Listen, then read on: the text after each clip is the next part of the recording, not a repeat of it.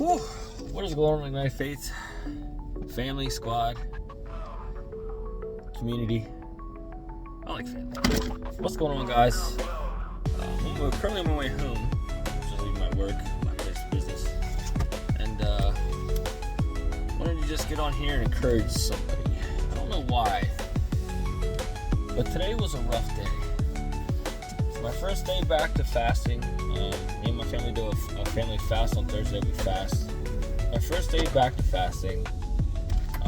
Had a rough day at work with some the typical work mark. I'm not gonna complain about it. There's no point in complaining about it. But then I got an interesting message from someone. And so long story short, I know a lot of people see guys like me, maybe other evangelists, Nicholas Bowling, Charlie Champagne. They get on and they look like they got it all together. Like we have it all figured out. And we always have put on a good face, and we always have a good word for that time, right? But life doesn't. It's not like it treats us any differently. So I got a phone call this morning, or not a phone call. I got a text message this morning from somebody, and maybe they don't want me saying anything. Maybe they do. I'm gonna leave the name out, but for those of you who don't know, my father passed away from cancer when I was 16 years old, 16 years old. It was a traumatic thing for me to go through because, for those of you who also might not know, or maybe you do, my father, who I talk about, is actually my stepdad, but I hate calling that because he's the one man who taught me how to live life. He taught me how to treat women. He taught me how to be a man. Not dogging on my birthday or anything, but him and my mom worked together and he was never around. So that's the guy I learned from. So when he died from cancer, and I only knew this guy for like 4 years. So when he died from cancer, it was a traumatic experience for me. I was very angry at God for a long time, for a very long time, honestly. I said a lot of things to God that I had to definitely go back and make sure I repented for. I mean, it was years ago, but when I finally came around to understanding what my words meant and what God means to me and what I mean to God, it's something that really affected me. But my dad died of cancer. Last year, my mother got breast cancer, and unlike the first time when my dad died, I knew who God was. I knew His miraculous healing power. I knew what my words could do if I spoke them in faith, and I spoke them in authority, and I spoke them in expectation. So when my mom got breast cancer, called me with breast cancer diagnosis, I said no. I refuse to accept this. I refuse to allow this cancerous spirit to take another person that I love. And my mom is one of those people, she knows who God is, and I think she loves God. But she's one of those people where, well, if God wanted me to have cancer, then I guess I have cancer, or God's trying to teach me a lesson, or something along those lines. And I said, no, that's not how God works. God will not use evil to do good. That makes no sense, and that will never make any sense. And for anyone who ever believes that, stop thinking that, stop saying that over yourself, because God does not use evil for good. He will not use good for evil. God is a just and righteous God. He will use justice and righteousness over everything. And He is good, and He has the good things for us in His heart. So for someone to hear my mom say that, maybe this was meant to be, or whatever she was saying, I said, no, Mom, this is not what we're doing. So I prayed. I prayed with her. I prayed for her. And lo and behold, she went through the surgery. And she, that's not the miraculous part. The miraculous part is that she is cancer cell free. No breast cancer cells, none left. None. Zero. Zilch. Nada. For anyone who knows anything about cancer, my dad had 2 rounds of cancer when he died. He had the first round of cancer when he got cancer, and then he had the second round of cancer when it came back, and it was worse. Because the cancerous cells, most of the time, they don't leave the body entirely. You can just exercise part of it to, either stop it from growing, you can then hit it with radiation and kill the rest of it, but the cells actually never leave your body. And breast cancer is a very aggressive form of cancer where when it comes back, and it comes back nasty. breast cancers are. So the fact that, like, I don't want to say I lost the first battle with cancer, but I would like to say my record with cancer is 1-1. And the only reason I got that first one was because I wasn't prepared, I wasn't ready, I didn't know. Now that I know God and know Jesus, I'm equipped, I'm capable, I'm able to speak against that evil, that spirit, that wickedness, that evil assignment, the devil, whatever you want to put, whatever title you want to give it, that's what I'm able to fight against now. I'm able to war against the spiritual, principalities and stuff. So I got a message this morning from someone I care about, someone I deeply care about, and turns out that something they thought was nothing turned out to be a tumor. Whether it's cancerous or benign is not the point. I want you to understand that I go through the same stuff you go through, it's just that my faith is stronger. So the first thing I did whenever I messaged this person back was, no worries, I'll pray for healing, because I will. But then I started searching into what could cause, XYZ tumor. And from all the scientific stuff that I found, it's that 10% of the chance, there's like less than a 10% chance that, or I think it's 3%. 3% chance that the tumor is not benign because this is the primary tumor. And there's a 97% chance that not only is the tumor cancerous, but that it is a sign that there's a cancer that has spread and metastasized from some other part of this person's body. So in that mindset, in that frame, fear took over, and I started going down the science rabbit hole. Okay, what could it be? Where could it come from? What is this on the next thing?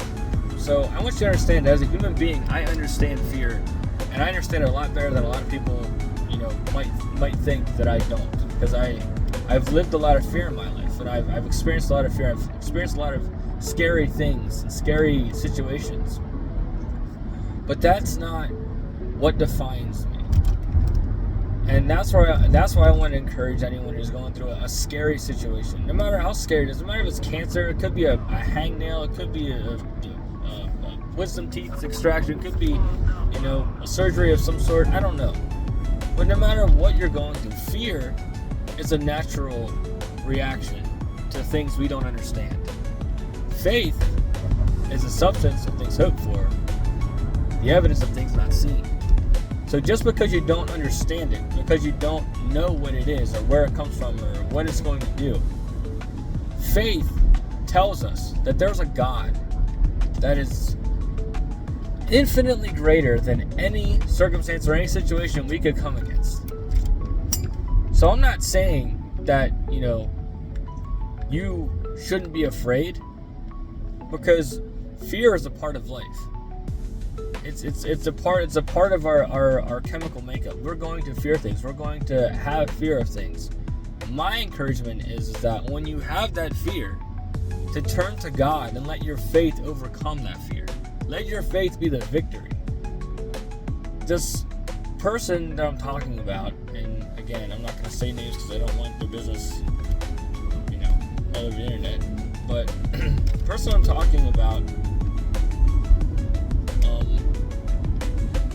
there's someone I care about deeply. There's someone I don't want to lose early. And someone I don't want to lose too early anyway. I mean, I understand life and death are a thing, but I'm a solid believer of the 120-year promise. God gave me 120 years. He gave everyone 120 years. And I have seen this person go through so much adversity in their lives. I've personally helped them through some of that adversity, and I refuse to allow any kind of fear or any kind of malignant anything, any sort of malicious intent. I refuse to allow that to take root in anything. And I understand that the person I'm praying for has to believe it as much as I do. But I want to encourage anyone who's in my position, who isn't going through it personally, but has to be there for someone who is going through it, to just have faith. Let your faith be enough. There's a story in the Bible about a centurion who has a sick servant at home. The servant is sick. The centurion's not sick. The servant is sick, right? The servant isn't able, or doesn't want to or whatever. I don't know how sick the servant was. Maybe the servant was a sick servant who could get out of bed. Maybe the servant was someone who just accepted it for what it was. Maybe the servant was just, didn't know Jesus. But there was a man on the earth at that point in time named Jesus who was going around doing great miraculous things. And this Roman centurion who was raised probably on Roman religion, gods and everything else, sought out Jesus and said, I have a sick servant at home. I know that you can heal him. And Jesus said, all right, we'll go right away. I'm going to paraphrase all of this. You can look it up. I'll go right away. And the centurion said, no, you don't have to come. Because I understand what authority is. I have authority. I understand you have authority. And I know that because you have the authority of God, the authority of heaven, if you say the servant will be healed, he will be healed. It wasn't the servant's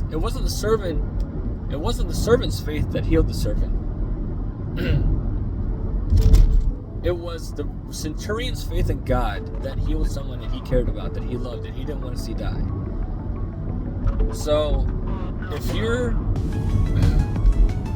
in my position where you're dealing with it and you can't actually do anything for it, have faith, because your faith is enough. And encourage that person, no matter who they are, no matter what they're going through, to have the same kind of faith. To have a faith in God that you have faith in, because yes, the centurion's faith is enough, but what if the centurion was believing the same and had the same agreement with somebody else? It also says in the Bible that where two or more are gathered together, there am I in the midst. So encourage each other, encourage one another to step into faith, to just believe.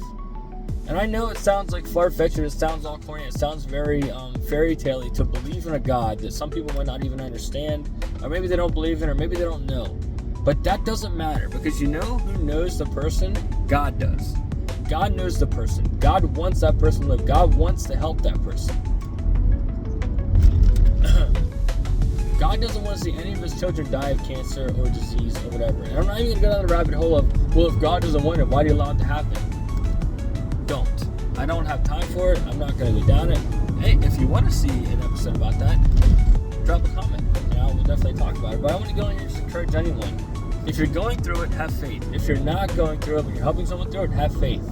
Do not let fear be the outcome. Let faith be the victory. And that's what I got for you guys. So I'm on my way from work, and I felt compelled to just speak that into existence, speak that in the atmosphere. That I have faith that this is nothing, and that there is no cancer, and that the science doesn't matter, because I have a God who's greater than the science. So you guys have that same God. He's there for you just as much as he's there for me. The God I'm talking about is the same God that you can believe in, the same God that you can lean on, the same God that you can reach out to for anything. He's there. He's our Father. He's our Almighty Creator, and he wants to have a relationship with you. You just have to want it just as bad. So I'm encouraging you, seek that relationship. But I'm gonna head in here and get some quick dinner, and then we're off to some Valentine's Day thing with my wife. So love y'all, peace out, God bless, and I hope that you're having a fantastic day. Catch you in the next one.